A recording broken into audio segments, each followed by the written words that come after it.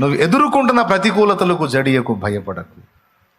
అవి ఎంతటివైనా కానీ, ఎంతటి విషాదాలైనా కానీ, ప్రేమించిన వారు లోకాన్ని విడిచిపోని, నలువిధములైన శ్రమలు నలువైపుల నుండి నీ మీద పడని, మొక్కవోని దీక్షతో యేసు వైపు చూస్తూ విశ్వాసంతో ముందుకు సాగిపో.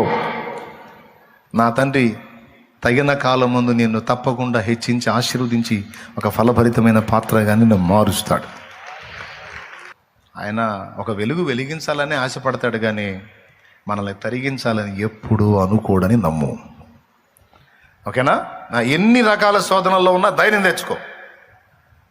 అర్థమైందా? ఎన్ని ప్రతికూలతలు నువ్వు ఎదుర్కొంటున్నా తమ్ముడా, చెల్లెమ్మా, దేవునికి అప్పచెప్పుకో, ధైర్యం తెచ్చుకో. చావుని కోరవద్దు, జీవితం మీద విసుగు విరక్తి చెందొద్దు. నీ ఊపిరినంత వరకు నీకు నిరీక్షణ ఉంది. ఏ ఘడియలోనైనా దేవుడు తన బలమైన బాహు చాపి నీడల కార్యం చేయొచ్చు.